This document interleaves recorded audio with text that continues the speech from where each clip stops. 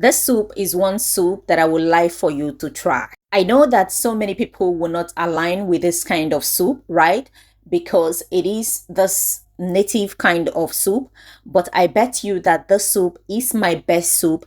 It is my husband's best soup, and I know it will be your best soup when you try it. So in today's video, I will show you how to make the soup. It is called Okazi soup, but this Okazi soup is coming with a twist. Okay, we'll be introducing uziza leaf into it. Look, this two combo is the best. I would like for you to try it, and then in the comment section let me know how it came out. Now let's begin. Introduce your protein into your pot. Wash properly to remove sand and all the dirt, right? Introduce it. Introduce your seasoning, salt, pepper, crayfish, okay, to tie down the taste of the soup. Introduce your stockfish if you have. If you don't have, no problem. Introduce salt. Stir properly to combine everything together. You're going to cover this and allow this to cook for up to 10 minutes, right? After 10 minutes, we stir properly to combine, all right? I will not allow this to cook. I used goat meat here.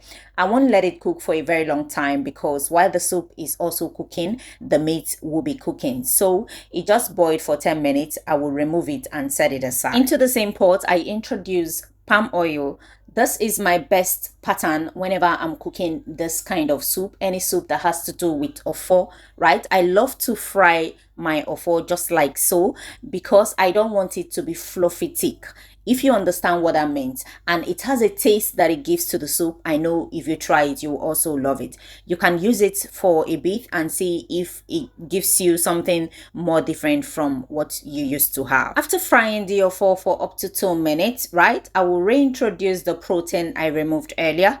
Stir properly to combine. Introduce water to cook the soup properly. Now, this frying method is not the only method you use when cooking the soup. You can decide to introduce the ofo directly into the protein, introduce your water, and then start cooking the soup. But for me, I love to give my soup some kind of twist, and each time I do that, it comes out very well. You can try it and see what it looks like. After introducing the water, I stirred properly to combine. Then I introduced this dry fish.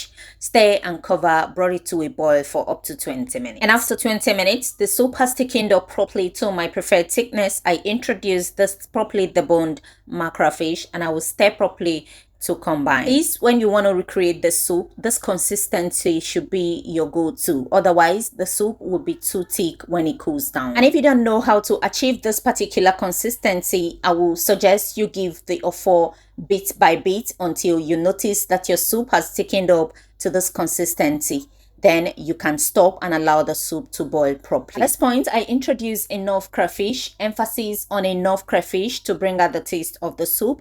I then covered and allowed it to cook for another 10 minutes. When I opened up, I introduced seasoning. I will stir properly to combine and allow this to cook for another 5 minutes. I know in your head you'll be saying that the soup is cooking too much. The longer the soup cooks, the better taste it will have. Okay, that's why most times when you cook egusi in a hurry, when the egusi is not properly cooked, right, the soup will not come out tasting nice. So at this point, I adjusted with a bit of pepper and salt.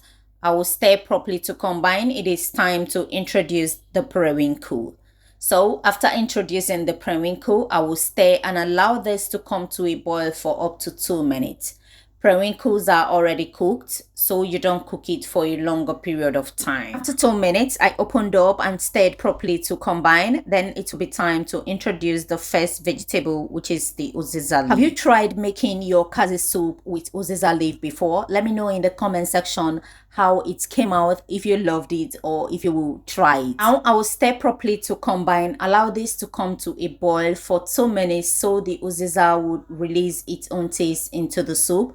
Then I will put off the heat. This type of Okazi soup, we don't introduce the Okazi leaf while the soup is still boiling. What we do is we put off the heat or bring down the pot, Allow the soup to cool down for up to 10 minutes. Stir on the pot to evaporate the heat that has been accumulated into the soup. And after 10 minutes, you can then introduce the Okazi leaf. Well, if you don't feel comfortable, right, you can still introduce the Okazi and immediately put off the heat. And here is the time I want to introduce the properly pounded Okazi leaf. I will stir properly to combine until every of the soup has gotten a piece of this Okazi, like everything has been properly mixed. And the soup will be ready after a proper mixture of the Okazi. If this is the first time you're seeing this channel, kindly do well to subscribe to the channel. Turn on your bell notification so you'll be notified each time I introduce a new video if what we do here interests you, right? And for my returning subscribers, thank you for always stopping by. I appreciate you. Thank you. After combining the Okazi leaf properly, you will get something like this. The soup is ready and you can pair with any swallow of choice. And this is the outcome of the soup. Let me know the swallow you think will pair very well with the soup and if you will try it. Let me know that in the comment section. Or have you tried the soup before? How did it come out? Let me know also in the comment section. Thank you for watching. Till I see you in my next video, do have a pleasant day. And if you have any kind of soup you would like for me to cook, let me know also in the comment section. Bye bye.